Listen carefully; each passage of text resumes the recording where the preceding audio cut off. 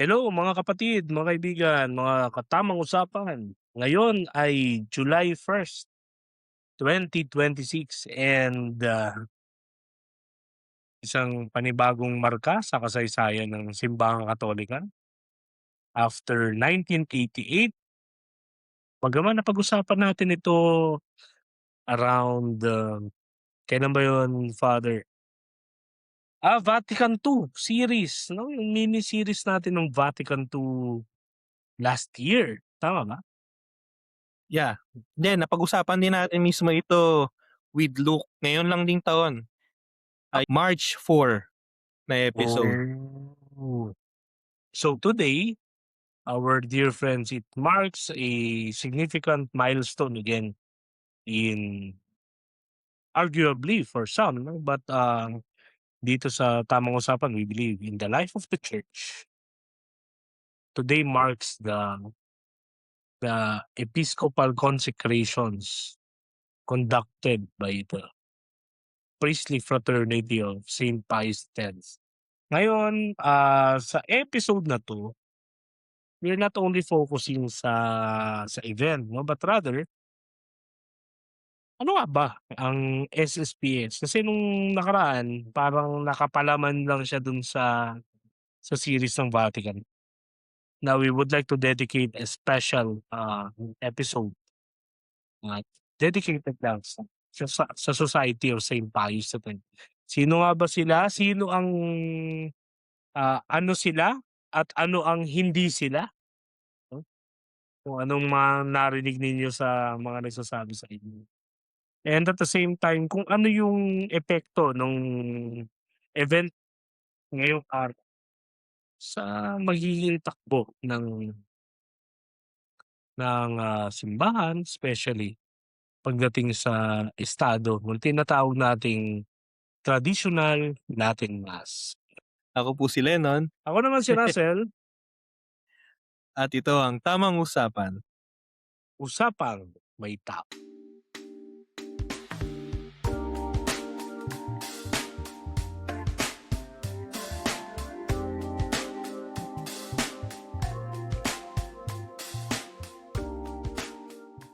Nota bene.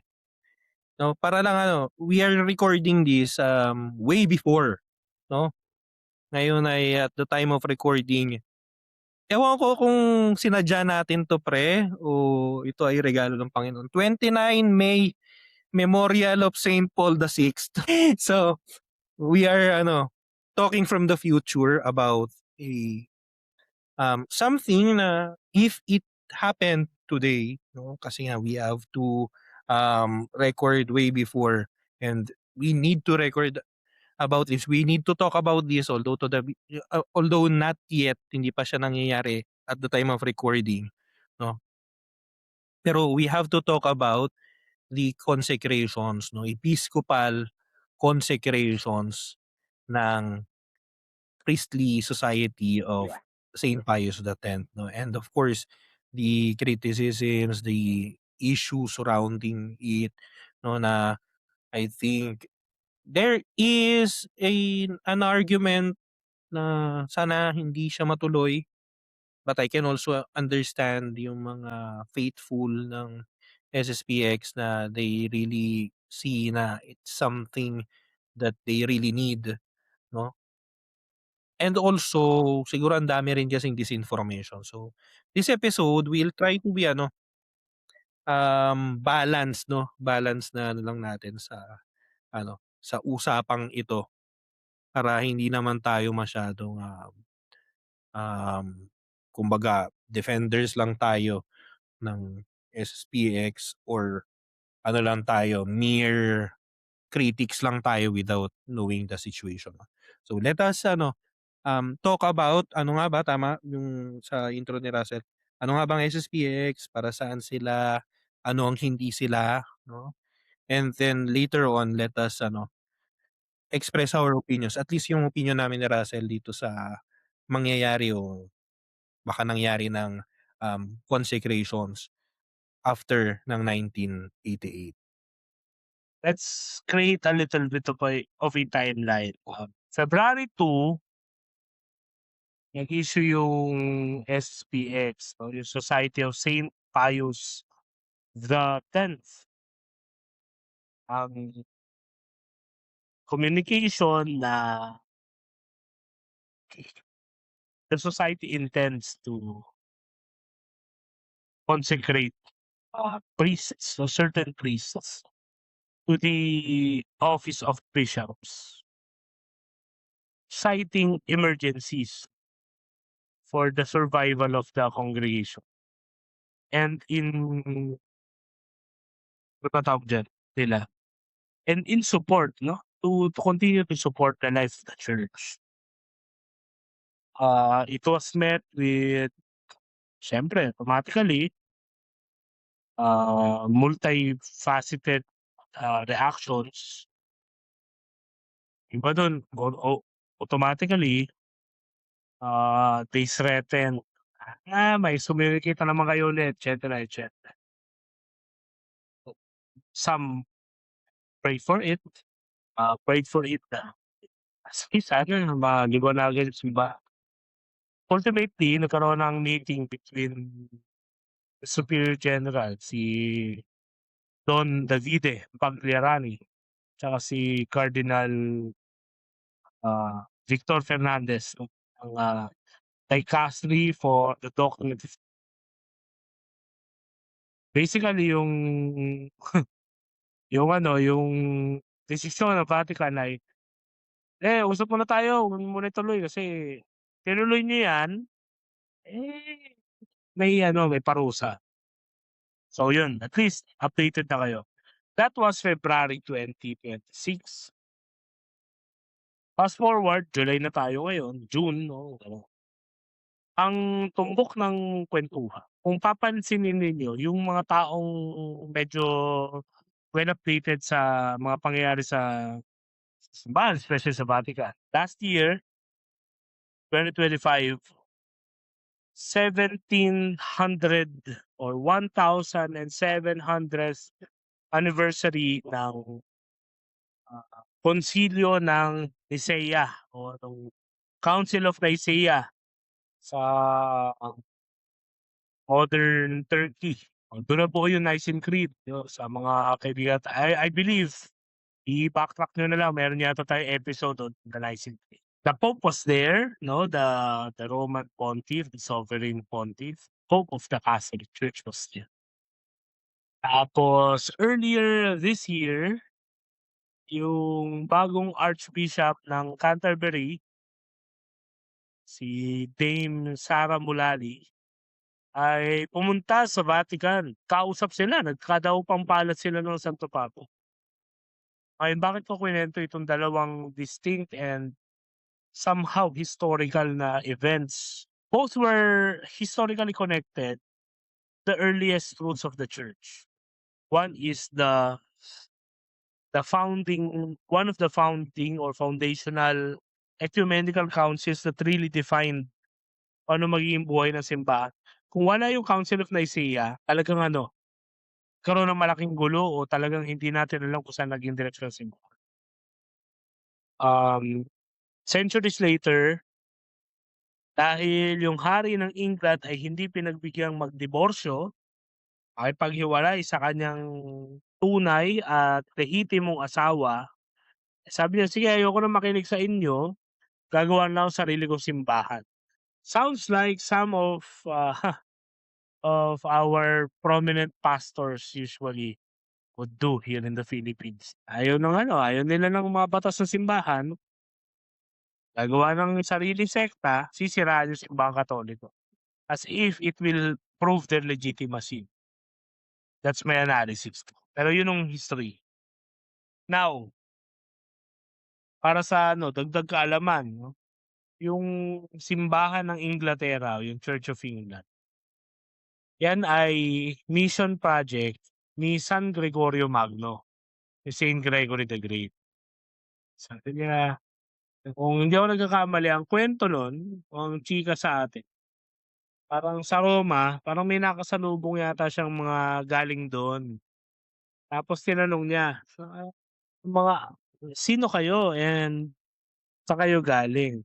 ta's nabanggit nila na kami ay mga Ingles 'no, or mga Angles, kasi galing kami sa Anglia, 'di ba? Sabi ni Saint Gregory the Great, you are angels." Oh, usually gano'n yung mga ano, 'di ba? So, nagpadala siya dun 'no, pinadala niya dun si Patricio. No, sorry, Augustine o si Agustin. Si Saint Augustine who became hindi si Augustine of Hippo 'no, yung founder ng Augustinians ni Pope Leo, 'di ba? Si Saint Augustine of Canterbury. Quick history lang.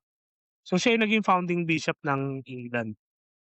Fast forward, minana allegedly ni Sarah Mullally yung bishopric ni Augustine, according to them. Okey, claim nila, eh. Nag-meet sila ng Pope. Now, depende sa kung saan yung tinatayuan ninyong accounts 'no. Some say na accordingly, after ng paghiwalay nung hari ng England, invalid na rin yung apostolic succession from Augustine, tama ba nun? Sige, correct mo na lang kasi baka baka baka baka maano tayo dito. Sige, Yung apostolic go. succession ng mga Anglicans nung humiwalay si Henry VIII 'no, yung hari ng England na humiwalay, tatag sarili niyang simbahan. Yun ay valid pa hanggang kay, well, Elizabeth the First valid pa, hanggang kay James the Second ata, yung sa King James na Bible. Basta yung kasi hari yun, eh, pangalan niya James. So, nung time niya, pinabago niya yung mga rito ng simbahan sa Inglaterra. Isa sa mga binago, yung rite ng ordination. Tapos, parang dun sa rite na yun, yung sa prayer, kasi remember sa sacraments, may dalawa ang importante, yung mater tapos yung form. O yung form ay yung prayer, yung formula, di ba? Ang binago niya dun sa formula ng ordination ay parang tinanggal yung metaphysical na office ng pagiging pari o ng pagiging obispo. So it's merely, at least dun sa language na ginamit, merely ano lang, functional. So nung ni-review yun, nung panahon ni Leo the 13th na, so 1800s na, the commission found out na because of that change, lahat ng na-ordain after nun sa Church of England ay invalid na. So wala na silang apostolic succession. Meaning that the see of Saint Augustine of Canterbury, the see of Canterbury, has been vacant since 1700s. No? So at least para sa ating mga Katoliko, we can say na it's not non-existent na ang Archbishop of Canterbury. Pero of course, the Anglicans, the Episcopalians, the Aglipais will say na ang Archbishop ngayon ay si Sarah Mullally. So yun lang. Thank you pare. So, kaya ko nakuwento yung dalawang event na yun, kasi may analysis lately na lumabas or hindi naman siya analysis, rather commentaries, both, mainstream and at the same time personal commentaries from certain church people. Bakit? Bakit very welcoming yung Vatican? I believe kung nasubaybayan ninyo yung latest yung mga recent episodes sa'min, napagkuwentuhan na namin 'to ni Len. Pero we just really want to dedicate a particular episode for this. Ang sabi dun sa mga nila, bakit very welcoming yung Vatican sa gano'n? Welcoming si Pope sa Eastern Orthodox, sa Greeks. In-excommunicate nga tayo nung mga yun, 'di ba? Parang na-lift yata yung excommunication time yata ni Paul VI. So for quite some time since 1000s, magkakaaway tayo, 'di ba? Wala pa kaming inaano ni Lennon dito. Then here you have the Church of England. May iba na silang direksyon since King James. And eto dahil meron silang historic consecration ng isang obispo na babae, parang welcome ulit sa Vatican. And well, mamaya we'll ask Lennon dun sa analysis niya dun kasi merong ano, may component kasi yan na crucial for them, yung legitimization. Pero mamaya natin discuss yun. And here you are, yung members ng Society of Saint Pius X, they claim to be sons and daughters of the church. So in a way, they never intended to go separate ways with the church. They never intended to be in conflict with the Pope, with the leadership, with the hierarchy. They never intended to cause trouble. Ang kanilang intention lang, teka, okay, nagkaroon ng Vatican II, sure, okay.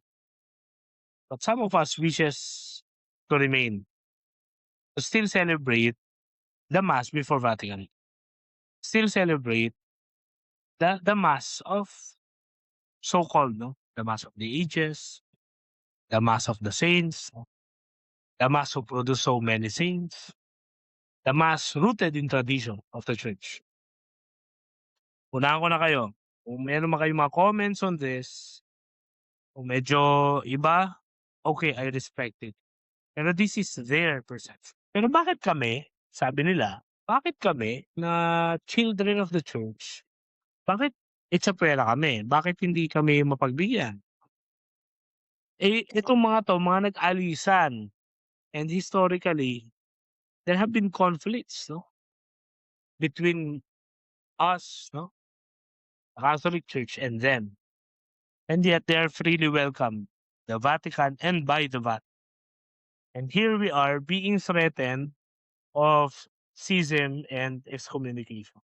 That's the context. That's the issue nung planned consecrations for today, July 1st. So, dito sa tamang usapan, ang ating ano, ang ating tumbok, kami ni Lennon, we're trying to weigh, timbangin yung mga bagay. Timbangin, hindi 6-7, 'no, kasi si Pope daw, medyo addict na daw sa 6-7, eh. Actually may point yung ano, yung mga SSPX members, eh. Yeah, we're children of the church, wala naman kaming balak umalis. Tapos some of you are threatening us na tanggalin na lang kami. So is it by convenience? Is it by mind you, medyo traditionalist kami ni Lennon, pero ako the way I think, I look at things differently than Lennon being a priest and all. Ako, I look at things politics, by the more human, aspects, 'no. At point pa rin sila, kasi they never, uh, expressed any intentions of leaving the church. Those who have and actually did it, mga nag-alisan sa simbahang Katolik, tumalikod sa simbahang Katolik, they are very much welcome, no.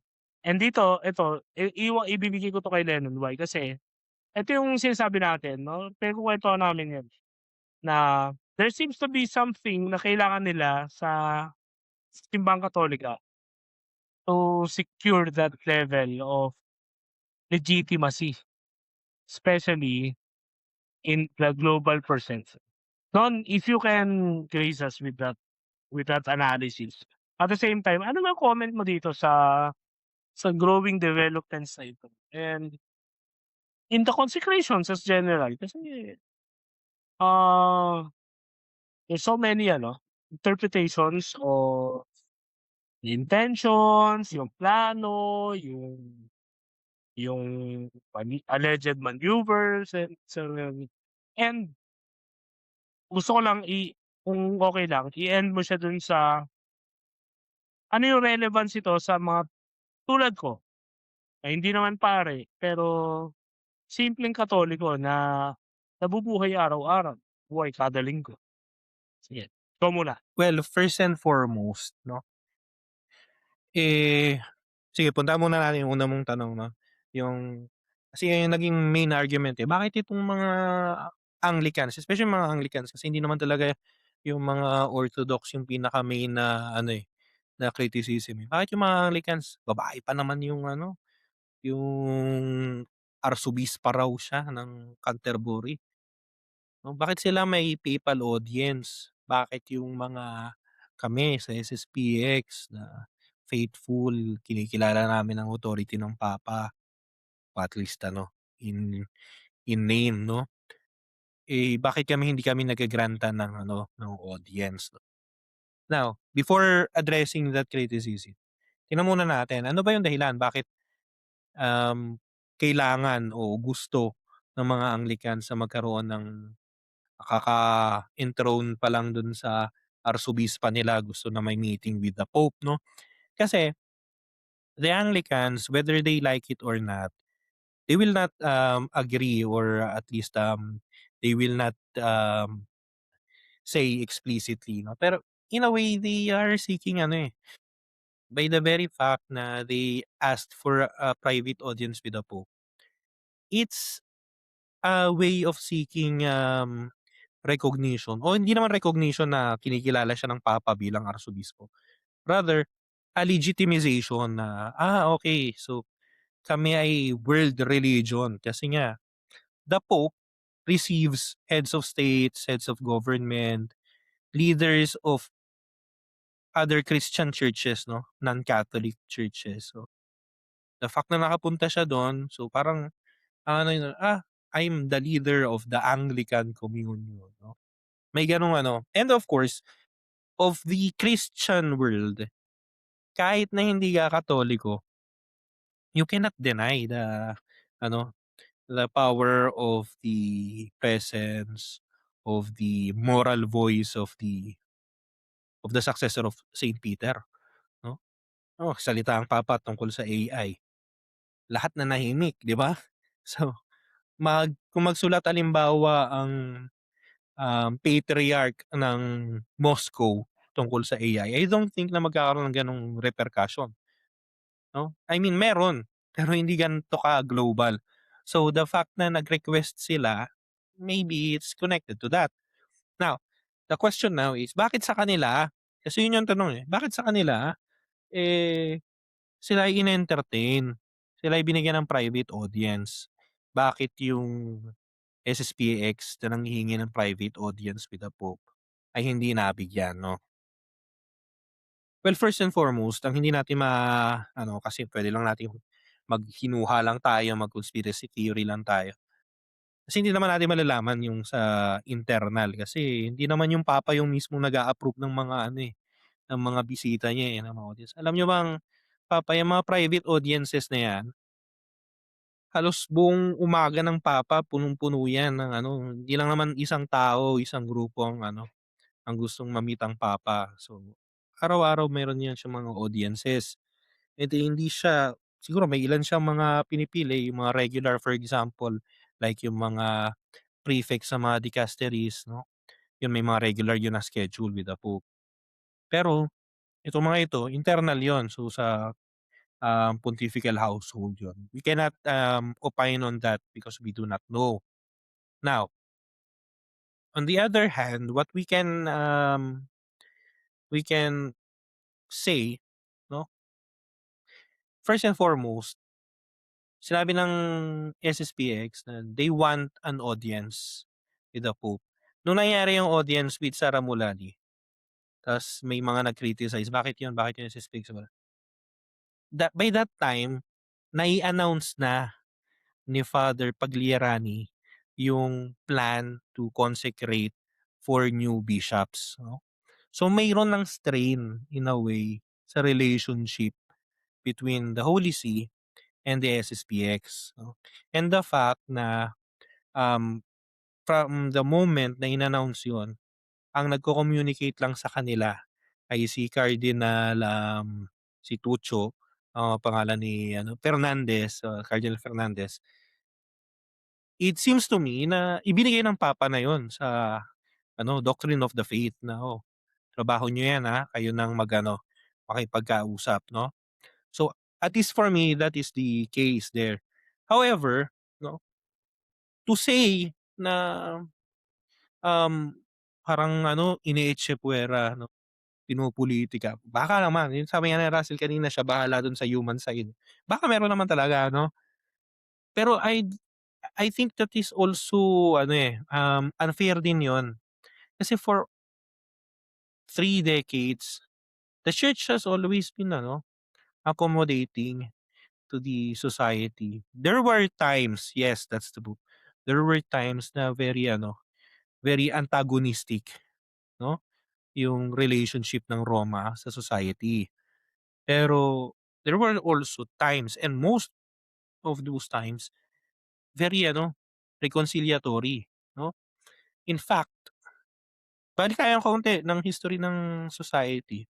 If you want to really go, um, dive deep 'no, sa YouTube channel natin, meron tayong mga outtakes, hanapin niyo yung outtakes. Yun yung mga kinat namin sa mga episodes. So, hindi yun lumabas. Isa lang yun kasi mahaba masyado. And then that is the 1988 consecration ni Archbishop Lefebvre, 'no. So, if you really want to dive deep dun sa history, go there, watch that. Pero mabilisan, 'no. So, history ng CFC, Pius X. So, the society was founded by Archbishop Marcel Lefebvre noong 1970s, 'no. The problem is that, um, nagkaroon sila ng parang hindi kasunduan 'no, sa local authorities, then later on with the Roman authorities 'no. And then by the 1970s, panahon pa ni Pope Paul VI, ay sinuppress sila kumbaga 'no, kumbaga tinanggalan ng lisensya, sabihin natin 'no, sa usapang kalye.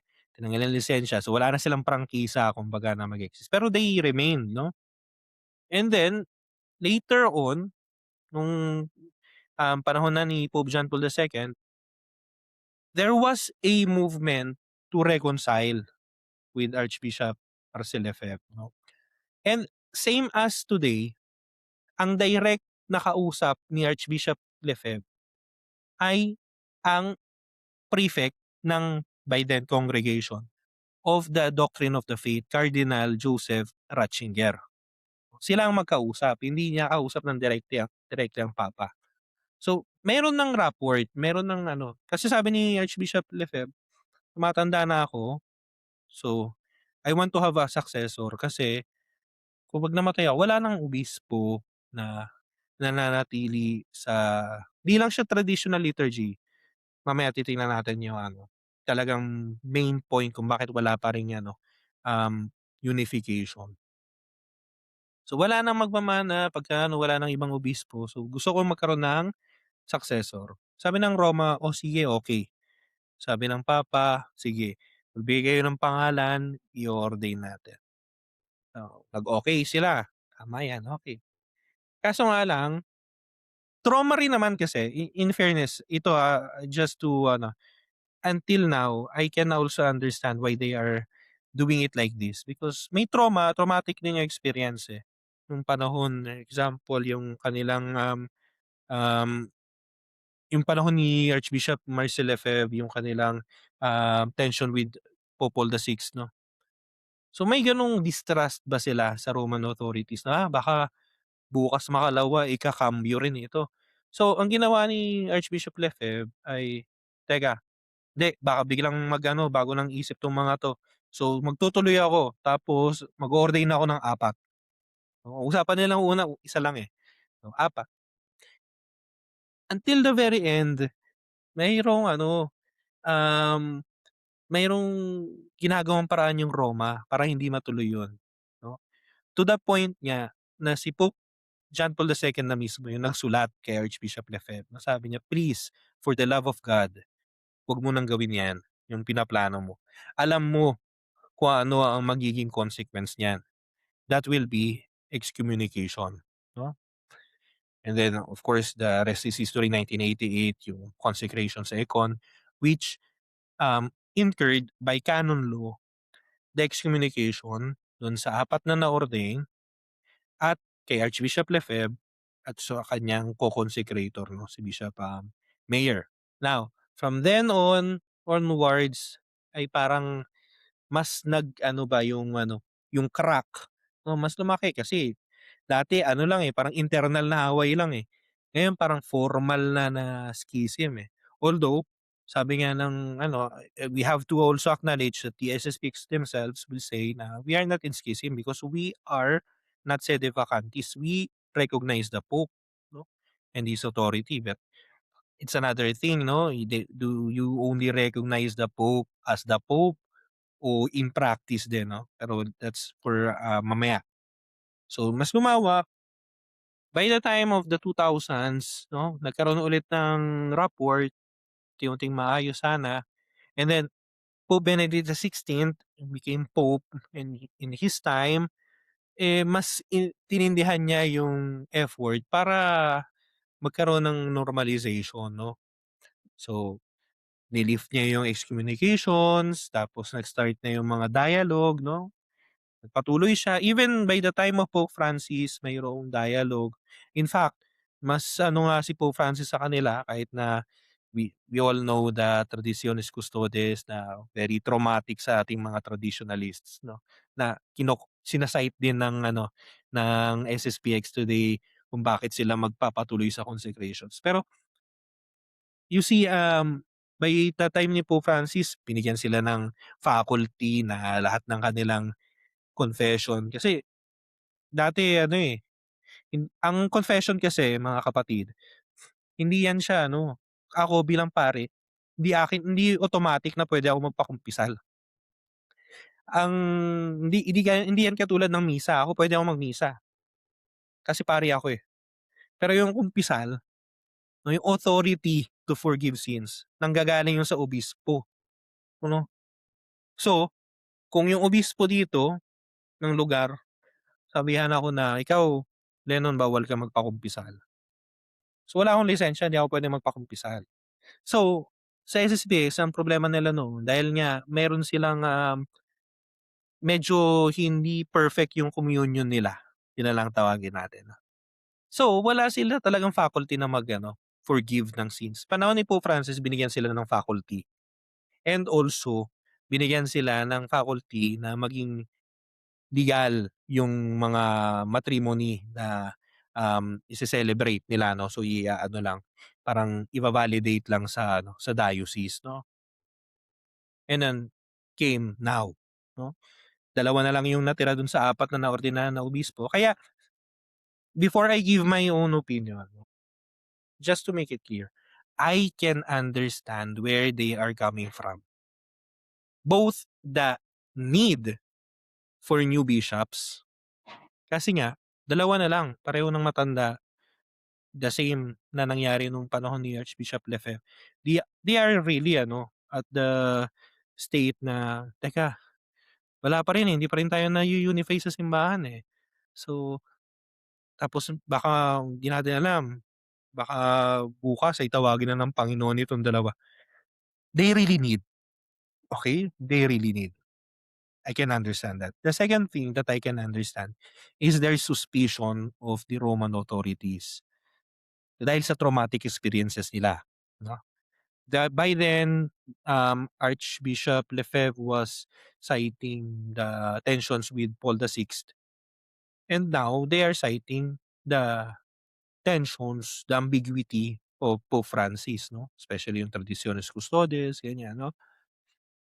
However, eto, papasok na tayo dun sa aking ano, opinion dito um, sa consecration 'no.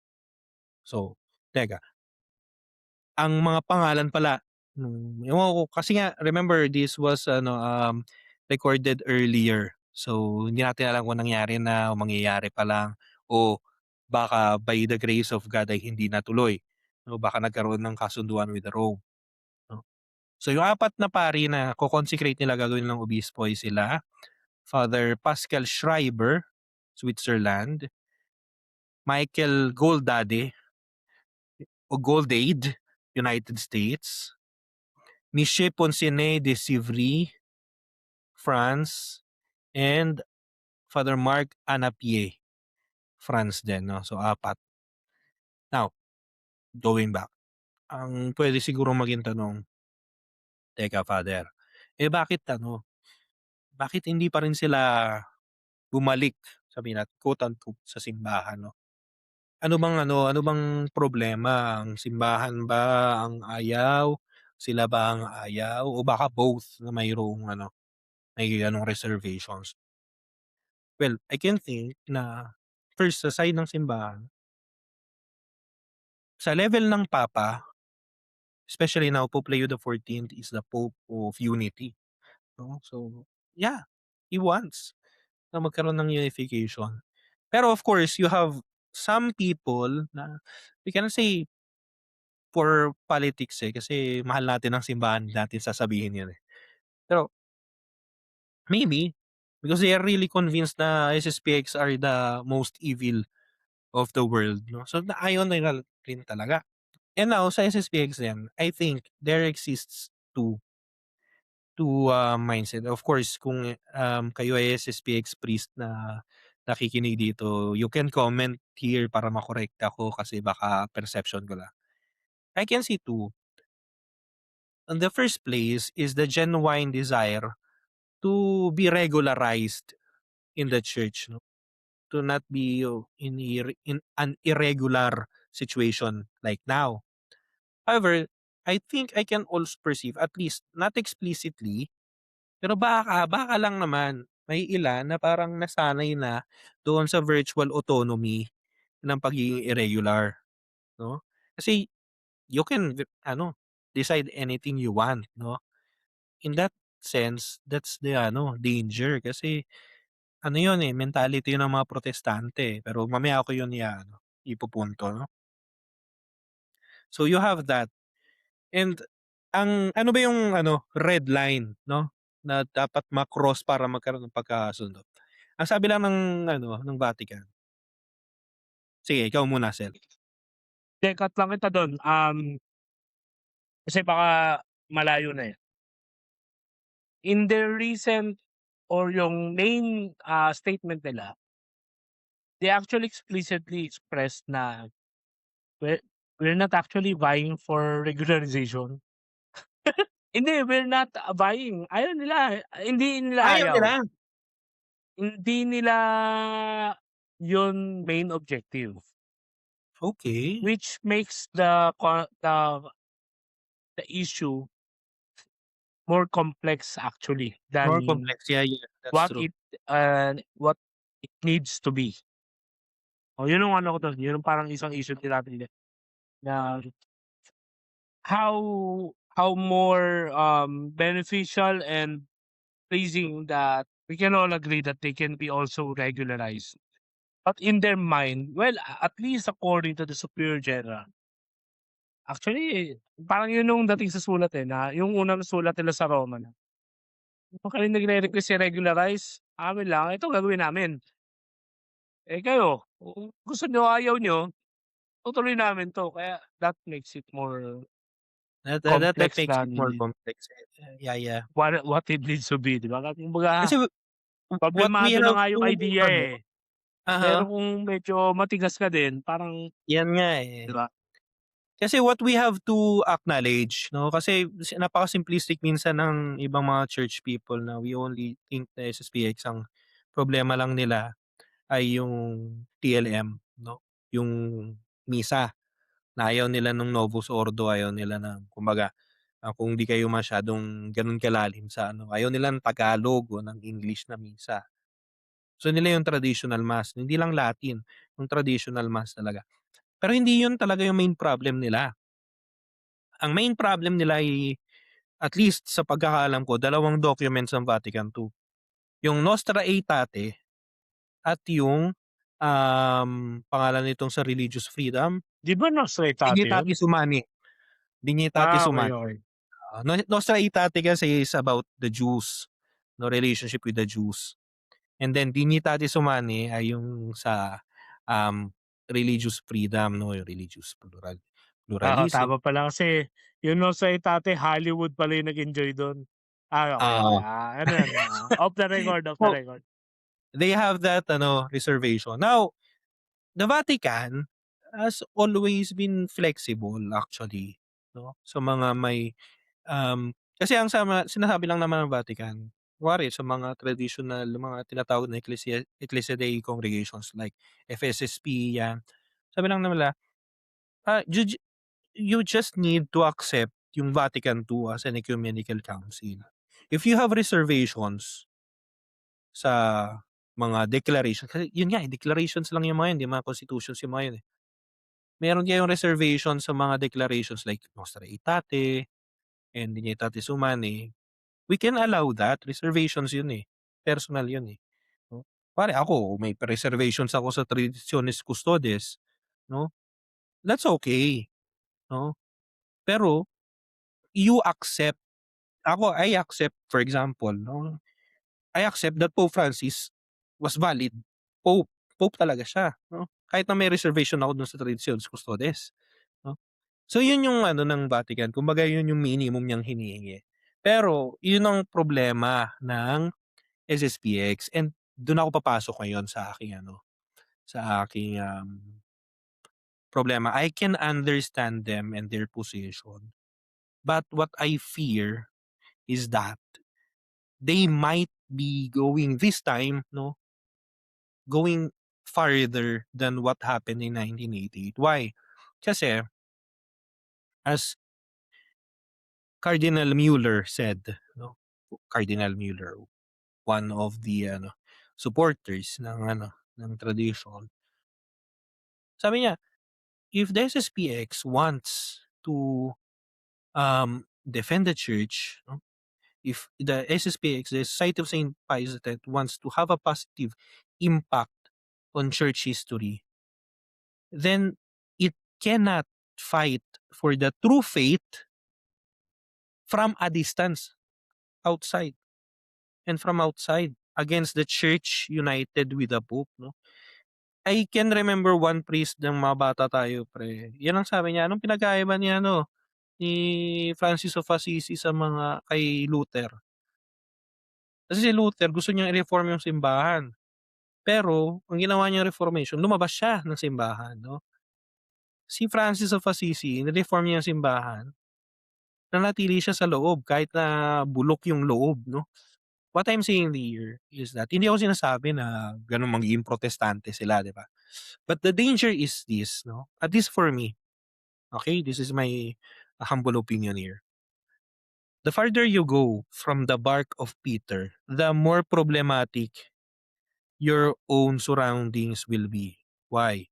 Kasi history na yan, eh. Karamihan ng humiwalay kay Pedro, naniwala sila na kami yung mas traditional. Hawak namin yung tunay na pananampalataya. Mga protestante, si Luther, sabi niya, "Hindi, original Biblia, eh. Palabra ano yun, eh, salita ng Diyos yun, eh. Tapos kayo kung ano-ano mga inimbento niyo." Todo corrupt na yung simbahan nun, eh, oh. Kaso humiwalay siya ng humiwalay. Lumayo siya ng lumayo, unti-unti niyang hanggang sa tinawag niya yung Papa na Antichrist. And then we have now the many, many, many and thousands of Protestant denominations. Yung mga tinatawag na Old Catholics, 'no? Yung mga yan ay humiwalay noong after ng First Vatican Council. First Vatican Council, hindi second. So 1800s, 1890s, 1870s. Bakit? Anong problema nila? Sabi nila, kasi hindi kami naniniwala dun sa yung need na i-proclaim yung dogma o yung doctrine ng papal infallibility. So tinawag nila sarili nilang Old Catholics. Kasi nga nasa kanila raw yung tunay na pananampalataya, yung pure na pananampalataya. Anong nangyari sa kanila along the way? Ngayon sila yung mga pinaka-liberal na mga Katoliko ng mga Protestante. Kasi may mga babae na silang mga obispo, may mga nagbe-bless na sila ng homosexual marriage, 'no? What I am praying for ay hindi ito mangyari sa SSPX. Kasi SSPX has been the reason why the traditional Latin Mass has been preserved. We have to recognize that. And they are really doing great in evangelization. I think they will be a better um, evangelizers kung mananatili sila sa kanlungan ng simbahan because they are what the church needs now, no? So, even though hindi na nila sinisik yung regularization, I'm praying for them to be regularized. Sabi nga ni Cardinal Mueller din eh, kung maka-regularize kayo pwede namang ang solution diyan gawin niyo yung personal ordinariate eh.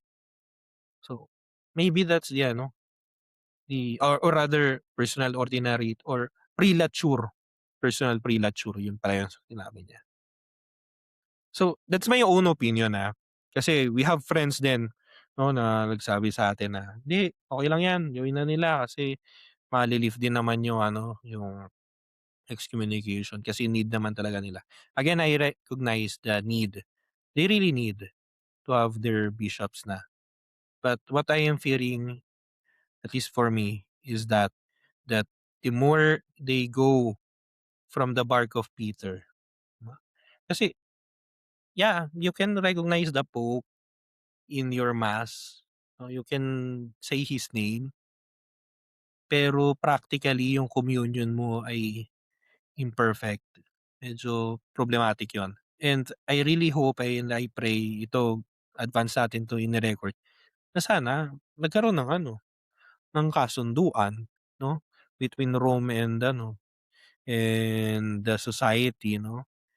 And if not, na sana ay magkaroon 'no, na hindi masira, hindi matapos yung dialogue. Sana magpatuloy siya 'no. Now, last, ang haba ng mga pinagsasabi ko. Last na tanong mo, Sel, 'di ba? Paano naman para sa pangkaraniwang Katoliko, sa inyong mga laiko 'no? Okey, una, hindi ako lawyer, pero at least, to the best of my knowledge 'no. For you, especially kasi ang mga maapektuhan nito ay yung mga Katoliko na they are attached 'no, sa traditional Latin Mass. Kasi karamihan naman ng mga attached sa traditional Latin Mass ay hindi naman gano'n kalalim ang kumbaga ang problema sa Vatican II, 'di ba? Minsan lang makakarinig ka na kini-criticize nila yung Vatican II pero hindi naman talaga nila naunawaan. Siguro ang pinaka-kini-criticize nila yung mga clown mass ng Novus Ordo, yung mga, ad-lib sa parokya, 'di ba? Yung mga yung mga homily na tungkol sa teleserye, 'yan. Pero I don't think na gano'n kalalim na karamihan ay against Nostra Aetate tsaka ng Dignitatis Humanae. Which is, not, uh, a direct result of Vatican, but in a way became fruits, no? We're not specifically endorsed, we're not specifically directed, but in a way has become results, no, after the reform. So yun lang gusto i-point out. Actually, that's very valid.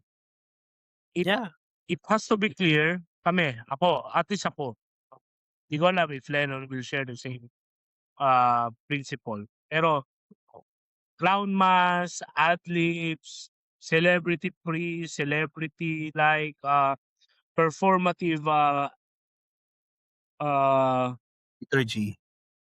liturgies or performative celebrations of the Eucharist are actually has become more and more subjective beyond the request or the requirements of the rubrics and the Vatican II, constitutions.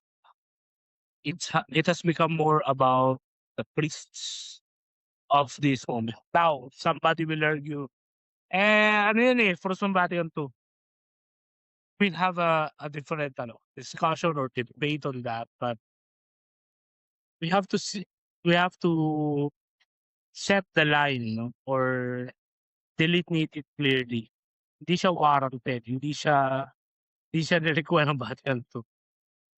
Yeah. Yung problema natin sa mga gano'ng pare na feeling artista, feeling vlogger, feeling celebrity, problema nila yun sa pagkatao nila. Now if formation has something to do with it, it's a problem of the formation, not necessarily by the Holy Mother Church. Regardless if it is Vatican II or e even no, I can freely argue, even without Vatican II back then, there maybe have some abuses, pero hindi liturgical abuses. Pero actually same or even worse, no, priests, abuses. Pero we don't blame the Vatican I or Trent for that. So if I'm so to speak, no, if I may just be fair, no, for the sake of argument and uh, free discussion, hindi natin i-plump lahat sa Vatican II. Like parang conveniently yun ang ano, yun ang ultimate source ng ating frustrations. Let's be also ano, fides quaeris intellectum pa rin. Let's try to ano, to balance out. Yun lang nun, just to ano lang. Hindi, ang last ko na lang naman din, tapos ibibigay ko na rin sa iyo yung ano, kasi ang dami-dami kong pinagsasabi. Yung tanong mo nga, paano sa inyo, mga laiko? Ang masasabi ko diyan, to the best of my knowledge, again, I'm not a canon lawyer, unless otherwise na sabihin ng Papa na, pare magkaroon ng ano, matuloy yung consecrations and then of course, automatic kasi yun, eh, yung excommunications 'no. It's not because the Pope wants it na ma-excommunicate yung mga bishops ng SSPX 'no. No, I think that's the contrary actually, no. It's not because the Pope does not want them to exist anymore 'no. No, no, no, no. But the act will incur it automatically 'no, by canon law. So, kung natuloy, kung nagkaroon ng consecration today, then automatic that the ordaining prelate, yung nag-ordain, yung co-consecrator, and then the ordained will be excommunicated, no? Now, excommunication is personal. So sila yon, no? Unless sasabihin ng Papa na magsabi siya na may interdict na tinatawag, no? Na bawal magsimba, bawal na hindi na valid yung confessions um, na kinuncede ni Pope Francis o yung mga marriage, no, matrimony sa SSPX chapels and anong tawag nila yung worship centers ba? So, mass centers pala. Unless sasabihin niya yon, you can still go receive communion, no? And if nananatili pa rin yung indult ni Pope Francis nung Year of Mercy, you can still go and ask for confession, no, sa kanila. Yun ang ano, kasi nga at the end of the day, sa sacraments, no, babalik tayo dun sa idea na ex opere operato at na ex opere operantis, no. So, means that they are, kunwari ako, excommunicated akong pare, no. So, magmimisa pa rin ako kahit na pinagbawalan ako, sinuspende na ako kumbaga. 'Pag nag-communion ka sa misa ko, si Kristo pa rin 'yun, 'no. Kasi una, kasi pari ako, 'no. Second, kasi hindi mo 'yun kasalanan, you will not incur ano 'no, penalty do'n. Kasi ang may kumbaga burden of guilt ako, hindi ikaw, 'no. 'Yun ang ano, ex opere operato do'n, na ang sacrament kahit pa napaka-unworthy nung minister, makasalanan, ang dami kong kasalanan bago ako magmisa. Dami kong kasalanan. Nung gabi before ng misa, eh, meron akong kasalanan. So, it does not affect the sacrament, the validity of the sacrament, okay? Ang mangyayari again sa SSPX will be as usual. It will be valid but illicit na tinatawag, no? So, mga legal terms 'yon. Ang kailangan niyo lang isipin dong mga laiko ay si Kristo pa rin 'yon 'pag nag-communion kayo. Valid 'yon. You can still go. If ako, if magkaroon ng excommunication, if mayroong kung talagang ano, TLM kasi ang ano, attachment mo, eh. Kasi hindi ka makapag-focus sa ano, eh, sa pangkaraniwang parokya kasi ang ingay, tapos ang gulo-gulo, tapos wala silang sense of the sacred. Talagang TLM ang ano mo. If may mas malapit na ano, na chapel na nagse-celebrate ng TLM, go there. Pero kung wala talaga, mas malapit yung SSPX chapel, you will still go there, I think. So yun lang ang ano, ang mahaba kong tanong sa napakaikli mong mga, mahaba akong sagot sa napakaikli mong mga tanong. Yes. Today, considering although of course ang usapan operates as a free uh, market of ideas. When it comes to important discussions such as this, syempre, I will always defer to you yourself. Um, Binanggit ko itong mga to, it's not only because it is July 1. And yes, again, sabi nga ni Lennon, this was pre-recorded, so we don't know. I think there's still a month before this particular month. Saan pa pwede mangyari? Pero siguro just in a way, some sort of a closing for me. I can't help. Kami kasi nung aking girlfriend, nagsisimba kami sa Our Lady of Victory's Church there. We can't help to notice, and at the same time we are appreciative na ang dami nagsisimba sa community ng SSPH. At the same time, personally, I feel for them na may ganitong mangyayari. Pero alam mo what makes me sadder is realizing in spite of me, despite us feeling for them, I know most of them do not feel the same way. Like, that's a sad thing. They don't care if there will be an excommunication or whatever the result of the plans, and why it makes us sad or in a way frustrated. Kasi it's not the SSPX actually, the affiliates, no, who no longer regard the Holy Mother Church in high respect or the esteem or the at least the most basic respect na she deserves, especially the leadership. Sure, may issue kayo kay Cardinal Fernandez, may issue kayo kay Pope Francis, may issue kayo kay Pope Leo, kay Pope Benedict, kay Pope John Paul. You don't recognize Paul the Sixth as a saint. Sure, um, sabi nga eh, famous line, who am I to judge? Ang akin lang, why don't we imitate the most genuine members of the society? That instead of facing or responding with vehement rejection or disappointment or refusal or even uh resistance, why don't we go to the pews and pray? Ha? Alam mo pare, ito bilib ako sa mga SSPX members. After the mass, we kneel and pray. Ang ganda ng prayer pare. Meron dun nakalagay, may they hate pride and love humility.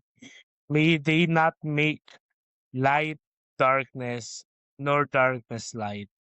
May they not make sin good, or may they not make evil good, nor good evil. Why? Ito yung sinasabi ko kanina, gusto ko na idugtong. Kasi I hope this enrich the conversation. The issue with our community today, especially with our pastors, no, sa Novus Ordo side, you will hear their homilies or their sermons. Minsan they will redirect from the gospel and offer quite a very modern perspective or interpretation of the gospel. I remember very well yung the Bishop of the Bishop of Caloocan, for example, say, "Eh, sabi sa Nicene Creed umakyat sa langit, 'no?" Pero hindi siya umakyat sa langit. And you will hear this, a very, ordinary Catholic na to ire-raise ka sa catechism and introduce sa ito, okay, without casting aspersions, to the good bishop, pero ang issue ko dun, how about the catechism? How do you account for that? So, does the church lie as a magisterium and ikaw ang tama dahil biblical scholar ka? Yun ang issue, eh, na hindi minsan ma-articulate lang din ng mga churchgoers sa SPH. Or you will hear sometimes motherhood statements from homilies, from priests who are expected to have prayed and reflected and discerned and carefully prepared for the homilies or sermons, for especially on Sunday masses. I mean, it's not too much to ask because it's the role of the priest. Unless otherwise, they are working in the government 8 to 5 from Monday to Friday. They're working at offices from 7 o'clock to 4 o'clock. Nagko-commute sila ng 4:00, 5:00 ng umaga, papasok na 8:00. Unless otherwise gano'n ang trabaho nila, okey, sige, we can accept motherhood statements. God is love, mahal ka ng Diyos, nagkasala ka, okey, patatawarin ka ng Diyos, 'no. Nangabit ka, sige lang, okey lang 'yan, natural lang mangabit. Basta ang mahalaga nagsisisi ka in the end. Wala akong pakialam do'n basta parehas tayo nagtatrabaho ng 8 to 5 o nagtatrabaho tayo nag-o-OT ka pa sa work. Pero if it is your job, no, and it is your sworn, duty to preach the gospel at all times, hindi ba justice and charity din? This is what I love with the most recent, statement of SSPX, Superior General. These consecrations and the current actions of SSPX is an act of charity, not only in the society but also a charity for the church.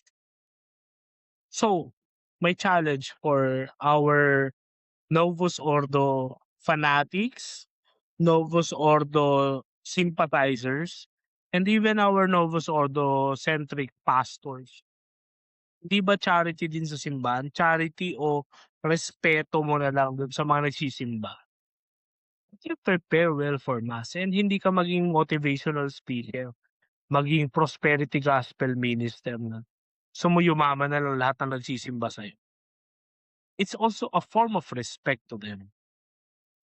Sacrificing. Tinanggal na nga natin yung holy sacrifice of the mass, eh, na connotation, eh, or notion. Ginawa na natin siyang Eucharist. It's a meal. It's a celebration for all. It's the celebration of the people of God. Gumagano na tayo. Pero back then, it was simply holy sacrifice of the mass. It's the sacrifice of Jesus reenacted through the Last Supper. It's very simple actually. It's very basic. Even the most simple of all Filipinos understood it back then.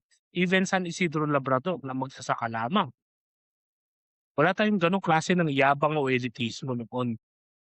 Pero pagdating ng Novus Ordo Mass, we have this kind of elitism and arrogance in a way. Spiritual arrogance, so to speak.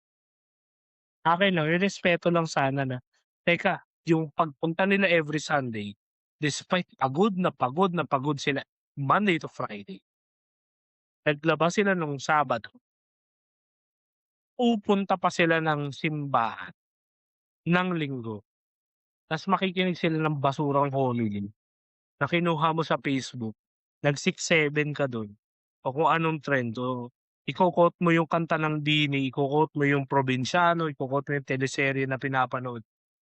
Hindi ba uncharitable, un-Christian ka din sa mga kapatid mo? And what makes you so special dahil lang ba pari? Di ba carrierism din yun? Hindi ba dine-denounce din yun ng Vatican? So babalik tayo dun, you know? I think, in case in point, the recent pronouncements of SPX, I would like to acknowledge that they're all valid also. valid concerns, sincere concerns from these people who sincerely claim that they are also children of the church. Now that they adhere to the traditions, which was also clearly and well provided for by Pope Benedict XVI in Summorum Pontificum, I think they are well founded. They deserve to be heard. They deserve to be accommodated. They're also children, and in fact, given the society, the situation, they are now the minority, 'di ba? Hindi sila majority. So, politicking lang ba kung i-project mo sila as majority sa isang diocese. Sa 10 diocese sa Pilipinas, isa lang ang nagse-celebrate ng PNL. Baka nga mali pa yung statistics. Sa 20 diocese sa Pilipinas, isa lang ang nagse-celebrate. Isa lang ang merong nagse-celebrate ng traditional Latin Mass. And yet we're still so critical of these people. Ang challenge ko naman sa mga adherents sa traditional faith, manatiling firm sa conviction. Pero huwag na natin laruin yung laro ng mundo. Huwag na natin laruin yung naratibo ng yung parang yung political narrative na papa-victim tayo. Stick tayo sa tapang 'no, yung pagkalalaki ni Marcel Lefebvre, ni Galarreta, ni Maleray, sabihin ko sana ni Williamson kaso nagsede bakantis nga pala yun. Ni Bernard Felley na lang siguro, ni Athanasius Schneider, ni Luc Brofard, ni Mark Sese, ni Joe Cerudo, Joseph Skelton, namayapang Cesar Salomon, sumalangit po ba. Pero yun ang punto ko, wag natin laruin yung naratibong yun kasi if we enter that dangerous game, we will lose kasi our adherence to the traditional form is our full adherence to the message of the gospel. We are in this world, but we are not for this world. So we just we stand our ground, but instead of devising, no? Putang ina kasi, I mean, sorry, I mean, religious in nature ng podcast natin. There are certain people, they're trying to mix up the narratives and play it according to how vloggers or influencers frame the problem, frame their messaging. It will not work kasi hindi yun yung point eh. We just stand our ground and instead of doing that, we do the exact opposite. We go to the pews, we go to the streets, we pray, we conduct penitential processions, we conduct unceasing adoration of the most holy sacrament. That is how we win this battle, we win this game. If we play it the way the world plays the game, talo tayo. They are better than that. They know way, way better than that. Why? Because the way of the world is deceptive. Kung i-apply mo yung agenda na purely for the kingdom of God, to restore all things in Christ, talo tayo dun. Kasi the world hates Christ. That's how I see it. I mean, hindi ko alam kung titimo ito o it will reach the consciousness of these people na targeted nitong messaging na 'to, pero actually that's how I see. So yun ang akin. Thank you sa ah, in a way, nagpapasalamat din ako na merong ganitong development sa simbahan and buhay kami ni Lennon to witness this. Imagine that was 1988, hindi pa ka pinapanganak. Now, if you enjoyed or if you in a way kahit ganito ka-opinionated kami sa tamang usapan, meron kayong nakuha dito, let us know, message nyo kami, share nyo sa mga, um, sa comment boxes sa Spotify, sa Instagram, sa Facebook. Kami very approachable kami pero unless, antagonistic and gusto mo lang kami atakihin, depende kung si Noah ka o si Luke, eh, replyan ka na lang namin sa PM. Well, Noah is our good friend. Binibiro ko lang 'yan dahil, inside joke namin. Um, of course, we have our email sa Tamang Usapan Podcast, gmail. Website namin, eh, bisitahin niyo kasi putya euro binabayad ni Lennon diyan ta's 'di niyo bibisitahin, sayang lang. Tamang Usapan Pod.com. Facebook, Instagram, meron na kaming TikTok, para yung mga taga-China ay ma-bless din ng aming, algorithm. I think meron na rin kami sa YouTube. So, video na yon kita niyo ako dun na nakainom, eh, very good. So yun, iniimbitahan namin kayo actually, especially sa mga kapatid naming Katoliko, yung mga tunay na Katoliko na makakarinig nito. And dun sa mga Katoliko din na hindi mo alam Katoliko o New Age na ba o Buddhist na lahat pinaghalo-halo na relihiyon.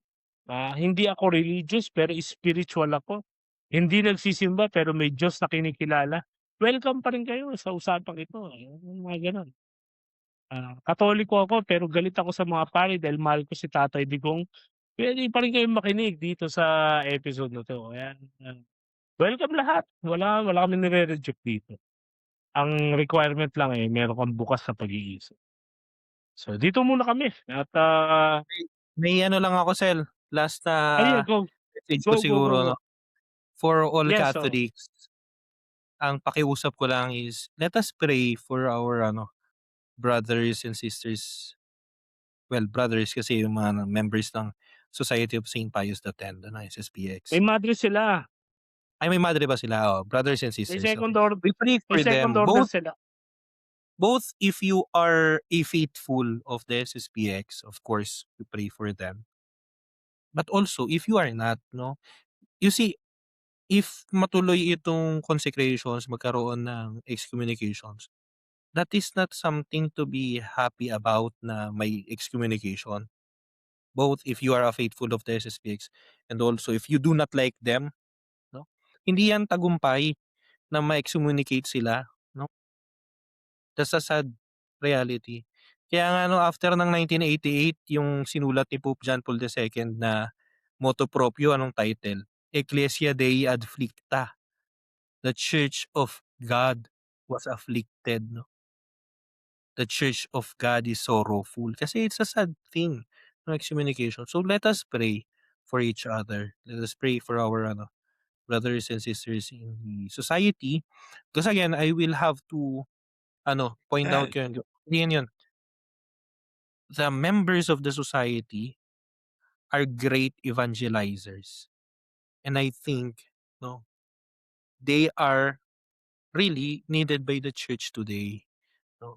But that can only be if they are within the the confines of the bark of Peter. Sabi niya, again, I will quote um, Cardinal Mueller, the best thing for the society is to practice not only in theory their obedience to the successor of Saint Peter, no, but also in praxis, no. So let us pray for them, let us pray for each other. Do not condemn, do not react haha pag nakita ninyo yung kanilang ang consecrations, no. O sabihin ninyo, buti na lang na-excommunicate na kayo, no. That is not a Christian thing to do, no. The Christian thing to do is to pray that someday full reconciliation, no, will come. So yun lang ang yun lang ang last message ko, then balik na tayo sa closing. Salamat pre, tama nga pala. Oo, will no longer be different from those who are self-righteous. Excommunications are events we do not celebrate. Kung makita niyo nga yung Phil the Beckett 'no, ni, Peter O'Toole at tsaka ni Christopher, limutan ko na. It's quite an old film, Kasi si Peter O'Toole ay matandang-matanda na nung gumanap siya sa Troy. Batang-bata pa siya dun, siya yung Henry II. If you see the visuals ng excommunication, the moment somebody is excommunicated, nakasindi lahat ng kandila sa simbahan and one of the candles is held by the bishop. 'Pag in-excommunicate ka, they will dramatically extinguish the fire. Why? It symbolizes the light of Christ you received during baptism. Tinanggal yun sa'yo. So don't think na excommunication simpleng pagtitiwalag lang na may papel ta's padadala ka. No, it's actually symbolic. It's not something to celebrate. Kaya huwag din natin i-take. Ang commitment naman namin sa inyo sa Tamang Usapan, since this was recorded a month before, kung merong mga developments and kung natuloy man yun, we'll actually record or present an episode in reaction to this significant event. So, until then, pakinggan muna natin yung mga susunod na episodes, yung mga naunang episodes dito. Ayun, muli salamat sa inyo sa inyong walang sawang pagsuporta, pakikinig at pagre-react, especially kung medyo tinamaan yung ego niyo, hindi kayo makatulog at gusto niyong iparating na tama kayo kaysa sa'min, mag-comment lang kayo diyan. Kaya sama-sama tayo sa mga susunod pang episode nitong walang kwentang pinagkukuwentuhan natin. Minsan naman ay meron namang minsan ay background noise sa inyong mga ginagawa sa pang-araw-araw. Ako po si Russell, Ako naman po si Lennon, ito ang Tamang Usapan. usapang may tama. Bye-bye.